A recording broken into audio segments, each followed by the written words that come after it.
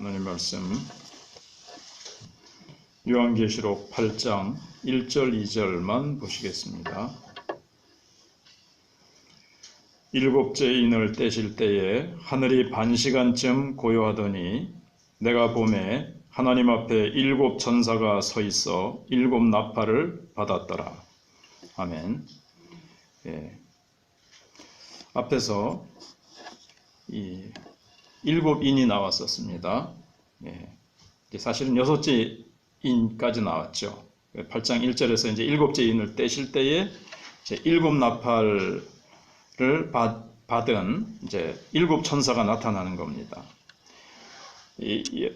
여섯째 인을 우리가 생각해 볼 때 앞에 네 개 인을 뗄 때에 네 마리 나타나서 기근과 온갖 재앙을 이 지구 위에 펼쳐나가는 것을 우리가 이제 살펴봤습니다. 특별히 이제 다섯째 인을 뗄 때는 제단 밑에 순교자들이 우리의 피를 신원해 달라고 하고 있고, 여섯째 인을 뗄 때는 이제 예수님이 오시면서 많은 지구 위에 있던 안 믿던 사람들이 사나 가리어라, 우리가 하나님을 어떻게 배울까, 이렇게 역사가 종말이 되는, 그래서 모든 해달별이 다 사라지고 하늘이 종이축같이 말려 떠나가 버리고 그런 이제 종말이죠. 6장 15절 16절에 땅이 12절부터 이제 6장 12절에서 여섯째 인을 뗄 때 하늘의 별들이 무화과 나무가 대풍에 흔들려 서리건 나무가 떨어진 것이 땅에 떨어져 버렸어요. 하늘의 별들이 다 떨어졌어요. 하늘이 다 떠나갔습니다. 각 성과 소믹 제자리에서 다 옮겨졌습니다. 땅의 임금들과 왕족들이 어찌할꼬 하면서 산과 바위에 다 숨어가지고 하나님을 배울 수가 없어서 두려워 떠는 모습이 나옵니다.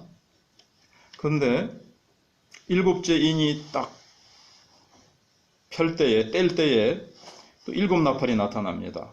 그러면 역사가 다 종말이 되고 다 모든 것이 없어졌는데 그 후에 또 무슨 사건이 일어나는가? 일어날 수가 없죠. 다 끝났는데.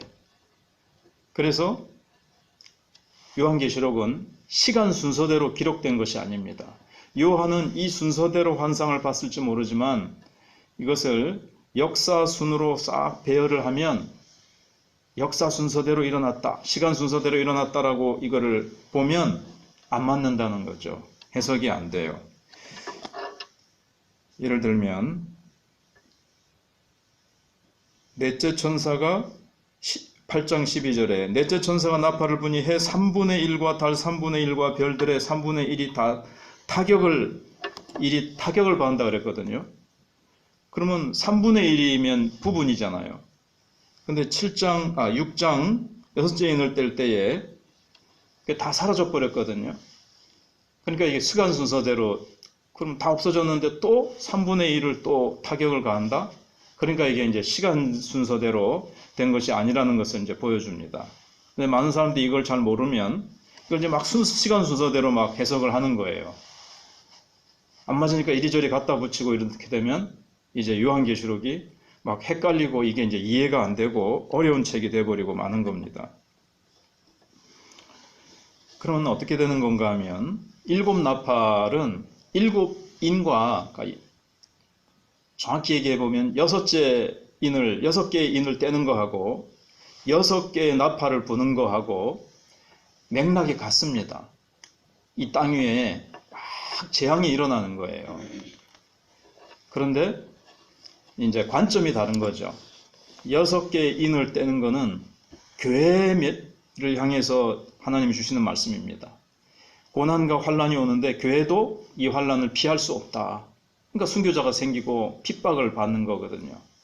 그러나 환란과 핍박이 와도 교회는 결코 멸망하지 않고 인을 맞은 하나님의 성도들은 겉으로 이 육체는 어려움을 당하고 아픔을 겪을지 모르지만 그 내면 그 영혼은 결코 파괴되지 않고 뭐 천국에 들어가지 못한다거나 이런 일은 벌어지지 않고 그 환란 가운데서도 그 환란을 견디고 이겨내고 끝까지 순종하고 충성해서 하나님 앞에 서게 된다는 내용이고요.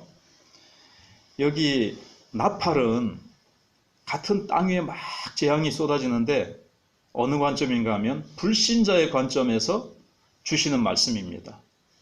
불신자에게 막 화가 내리는 거예요. 그런데도 불신자들은 끝까지 이를 악물고 혀를 씹으면서도 회개하지 않는 이제 그런 내용이 나옵니다. 사실은 하나님께서 회개하도록 이렇게 화를 내리시고 이제 불신자들의 그 불신앙과 죄에 대해서 하나님께서 이제 일곱 나팔을 불 때 이건 이제 불신자의 입장에서 이제 하시는 거죠. 일곱 나팔은 이제 요한계시록을 해석할 때는 예수님이 하신 마태복음 24장의 말씀을 표준으로 해가지고 이걸 대조하면서 해석을 해야 됩니다. 그렇지 않고 그냥 막 이걸 시간 순서대로 하다 보면 안 맞으니까 막 또 자기 나름대로 막 이걸 막 끼워 맞추느라고 이상한 논리를 갖다가 이제 막 붙입니다. 성경적인 근거, 예수님이 하신 말씀을 근거로 해서 이걸 이제 풀어나가야 되는 거죠. 그래서 일곱 나팔은 사실 24장에 보면 전혀 나타나지 않아요. 24장, 25장에 보시면 그 암시도 없고 일곱 나팔을 이렇게 예수님 재림하실 때 24장 막 예수님이 오시면서 종말이 오고 예수님이 오시면서 어떤 일이 일어납니까? 종말이 오고 심판이 있죠. 그러고 나서 영원 세계로 들어가잖아요. 그 사이에 끼워 넣을 데가 없습니다.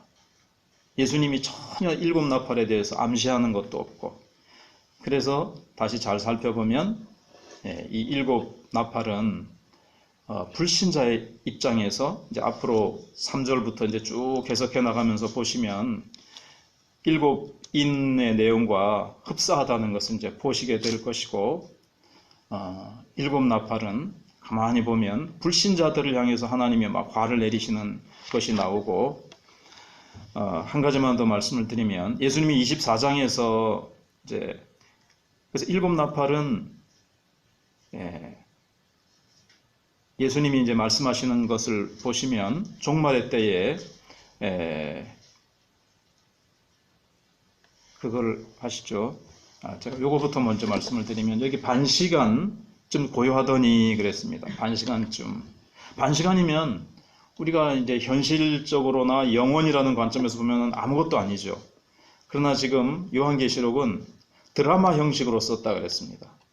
드라마 혹은 연극. 연극이나 드라마에서 반시간 동안 고요하고 아무 일이 일어나지 않는다면 굉장히 이제 긴 시간이라는 것.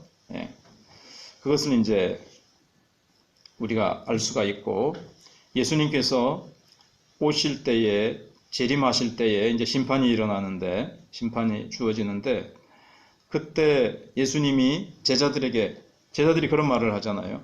언제쯤 예수님이 오시며 예수님이 일어나실 때쯤에 징조가 뭡니까? 이렇게 이제 물어봅니다. 그때 예수님이 대답하시는 것이 사람들이 미혹을 받지 않도록 조심하라. 이 말씀을 하세요. 그 말씀을 아주 강조해서 깊이 있게 아주 자세하게 말씀을 이제 하세요. 그러니까 이제 제자들에게 그게 참 중요하다는 거죠. 오늘날 제자들인 우리들에게는 또 역시 주의해야 될 게 뭐냐면 미혹을 받지 않도록 조심을 해야 됩니다. 지금 이렇게 많은 현상들이 일어나고 막 기상이변부터 시작해서 여러 가지 어려운 일들이 일어나잖아요. 그러니까 이때에 예수님의 재림에 대해서, 요한계시록에 대해서, 예수님의 재림의 뭐 이런 심판에 대해서 잘못된 것을 사람들에게 막 이렇게 전파되기가 아주 좋은 환경입니다. 환경이 막 어렵죠. 예수님 오실 것 같죠. 지구가 막 지금 종말 시나리오라는 책도 막 여기저기서 보내오고, 몇 년 전만 해도 이 요한계시록에 대해서 지금도 그렇지만 얼마나 많은 세미나가 있었는데, 가보면은 뭐가 뭔지 잘 이상하고 해석이 좀 앞에는 맞는 것 같은데 뒤에 하고 맞춰보면 잘 안 맞고, 그리고 또 막 이상하게 해석을 해요. 이게 바로 미혹을 조심하라. 적그리스도가 나타나고 미혹, 요한계시록에 대해서 잘못된 해석이 많은 이유도 우리를 정상적으로 준비하는데 벗어나게 하려고 얼마나 많은 잘못된 이론이 많은지 몰라요. 종말에 대해서, 심판에 대해서, 요한계시록에 대해서 잘못된. 그래서 이단에 가장 많이 사용하는 성경책이 바로 이제 요한계시록이죠. 상징적인 언어이기 때문에 자기네들에게 붙여가지고 이렇게 저렇게 끼워 맞추기가 좋아요. 그렇기 때문에 우리는 하나님 말씀, 예수님이 하신 마태복음 24장, 25장 말씀하고 잘 맞추어서 그걸 표본으로 삼아서 이 말씀을 잘 대주하면서 이 말씀을 잘 알고 진리를 잘 깨닫고 있어야 되겠고, 언제 예수님이 오신다라든가, 재림에 대해서, 심판에 대해서, 요한계시록에 대해서 우리는 잘못된 해석에 빠지지 않도록, 그러려면 성경 전체의 진리를 잘 알고 있으면 됩니다. 근데 성경 전체의 진리를 알지 못하고 한 부분, 이단이 나타나가지고 새로운 걸 말하면 솔깃해가지고 못 들은 거 들어봤네 하면서 쫓아가면 미혹을 당하는 겁니다. 그래서 우리는 마지막 시대에 미혹을 당하지 않도록 조심해야 되겠고, 우리는 요한계시록이 말하는 대로 성령의 우리는 인침을 받았고 성령을 받았기 때문에 우리는 환난과 고난을 두려워하지 말고, 그 가운데서도 주님이 우리를 어제 생각해 본 대로 장막을 치시고 목자 되신 주님이 우리를 인도해 가시기 때문에 두려워하지 말고 우리는 담대하게 기도하며 성령의 충만함을 받아서